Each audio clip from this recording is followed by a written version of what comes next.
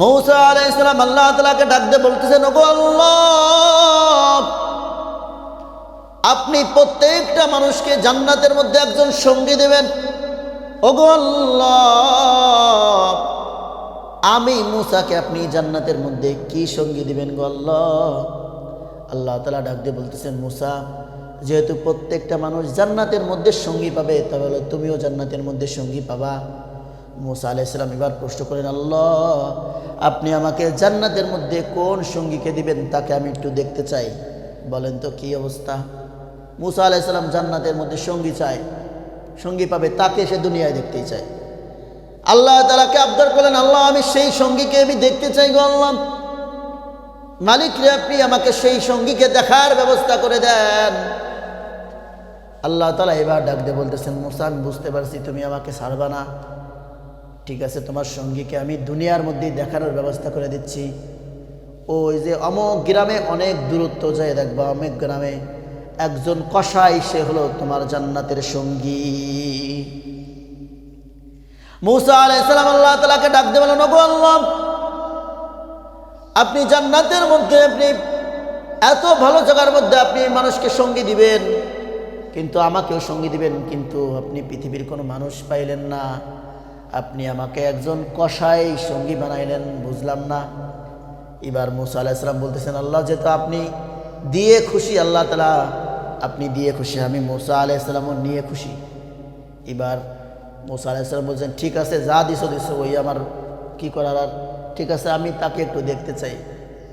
এবার মূসা আলাইহিস সালাম ওই সঙ্গীকে দেখবেন, আল্লাহ তাআলা লোকেশন বলে দিলেন, যাও অমুক গ্রামে গিয়ে দেখবা, একটা বাজারের মধ্যে যেয়ে দেখবা একটা কসাই সেরকম গোস্ত কাটে, সে হলো তোমার জান্নাতের সঙ্গী।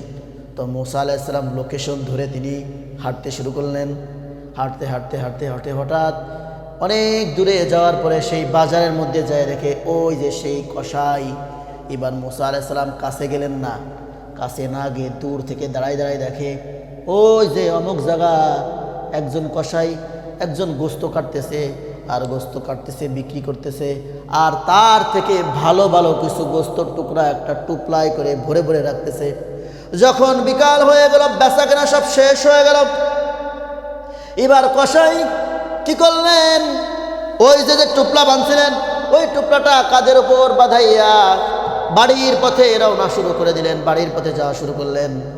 এবার বাড়ির পথে যাওয়া শুরু করলেন, যাইতে যাইতে যাইতে এক পর্যায়ে বাড়ির দিকে যাবে যাবে ভাব, অর্ধেক রাস্তায় চলে গেছে কসাই। পিছন থেকে মূসা আলাইহিস সালাম ডাক দিয়ে বলছেন, ওগো ভাই, আপনি আজকের জন্য, আমি মুসাফির, আপনি আজকের জন্য আপনার বাড়িতে আমাকে একটু থাকার ব্যবস্থা করেন, একটু সহযোগিতা করেন, একটু আমাকে একটু একটু ওসিলা বলে দেন। এবার ওই যখন ওই কসাই শুনতে পারলেন যে একজন মুসাফির বিপদে পড়েছে, তখন কসাই ডাক দিয়ে বলতেছেন, ভাই সমস্যা নাই, আপনি আমার সাথে চলেন, আপনি আমাদের বাড়িতে থাকবেন। এবার ওই কসাই ওই যে সেই লোকটাকে নিয়ে যাচ্ছে, মূসা আলাইহিস সালামকে নিয়ে যাচ্ছে। কসাই কিন্তু মূসা আলাইহিস সালামকে চেনে না, কি করে না, মূসা আলাইহিস সালামকে চেনে না, বাড়ির মধ্যে নিয়ে যাচ্ছে। বাড়ির মধ্যে নেওয়ার পরে হঠাৎ যাইতে যাইতে এখন বাড়ির মধ্যে চলে আসছে। আসার পরে তখন ওই কসাই মূসা আলাইহিস সালামকে বলতেছে যে, আপনি ভাই একটু বারান্দার মধ্যে বসেন, আমি ভিতর থেকে একটু কাজটা সেরে আসি। তো ঘরের অবস্থা ছিল এমন যে বারান্দায় বসলেও ঘরের ভিতরের পরিবেশ দেখা যায়।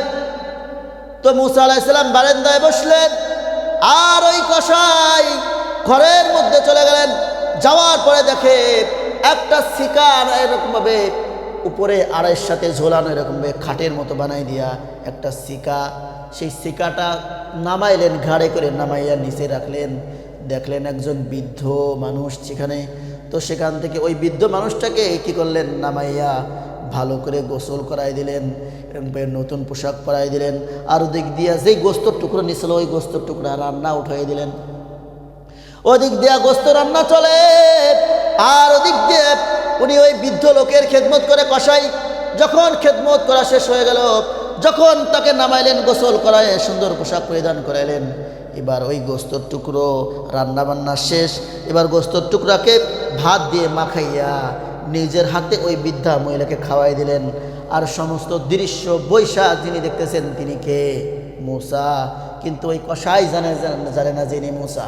এবার সমস্ত খেদমত করার পরে মাকে খাওয়ানো দাওয়ানো শেষ করে যখন ওই লোকটা বাইরে আসলেন, এসে মূসা আলাইহিস সালামকে বললেন, ভাই আমার একটু বেশি দেরি হয়ে গেল, আপনি কষ্ট পেয়েন না, কাজটা অনেক গুরুত্বপূর্ণ ছিল।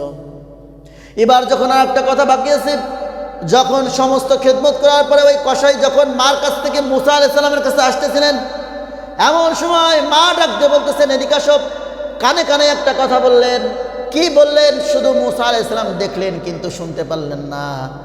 এবার ওই লোকটা যখন মূসা আলাইহিস সালামের কাছে আসলেন, এবার মূসা আলাইহিস সালাম কসাইকে জিজ্ঞেস করতেছিলেন, ভাই আমি সব বিষয়গুলো তোমার দেখলাম, কিন্তু ওই যে সর্বশেষ তোমার ওই বৃদ্ধ মহিলাটা তোমাকে কানে কানে যেন কি বলল, দেখলাম কিন্তু শুনতে পারলাম না।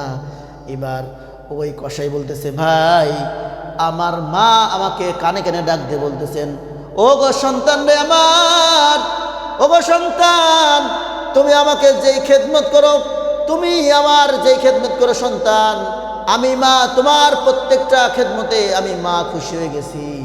আমি আল্লাহ তাআলার কাছে দোয়া করি, ও আল্লাহ আমার সন্তানের খেদমতে আমি মা খুশি হয়ে গেছি, আল্লাহ আপনিও খুশি হয়ে যান। দোয়া করি আল্লাহ আপনি আমার সন্তানটাকে জামানার নবী হযরতে মূসা আলাইহি ওয়াসাল্লামের সাথে তাকে জান্নাতের সঙ্গী বানায় দিয়েন। চিল্লায়া বলেন সুবহানাল্লাহ। এবার মূসা আলাইহিস সালাম ডাক দিয়ে বলতেছেন, ওগো ভাই আমার, আপনার মায়ের দোয়া আল্লাহ রাব্বুল আলামিন কবুল করে নিয়েছেন। আপনার মা দোয়া করেছেন, আপনার মায়ের খেদমতে আল্লাহ তাআলা খুশি হয়ে আপনার মায়ের দোয়া আল্লাহ তাআলা কবুল করে নিয়েছেন।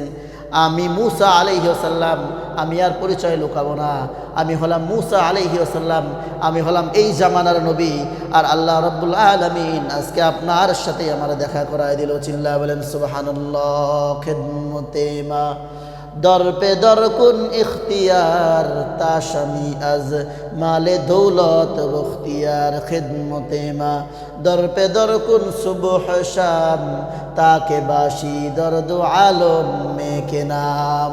খেদমত যারা মা বাবার করবে তো আল্লাহ রাব্বুল আলামিন তাদেরকে এই দুনিয়ার মধ্যে আল্লাহ রাব্বুল আলামিন তাদেরকে সম্মানিত করবেন। যারা মা বাবার খেদমত করবে তো আল্লাহ রাব্বুল আলামিন তাদের ব্যবসা বাণিজ্য খেত খামার বরকত আইন আদালতে সব কিছুকে সন্তানের বরকত দিয়ে দিবে। তো বন্ধুরা আমার, এই জন্য আসুন আমরা মা বাবার খেদমতকে বাড়াই দেই, মা বাবার সাথে বেয়াদবি কখনোই করব না, এবং মা বাবাকে সর্বোচ্চ সম্মান দিব, এবং মা বাবাকে নিজের বুকের সাথে জড়িয়ে ধরে মা বাবার খেদমত করে আল্লাহ রাব্বুল আলামিন আমাদের সকলকে জান্নাতকে হাসিল করার তৌফিক দান করেন। সকলে বলে আমিন।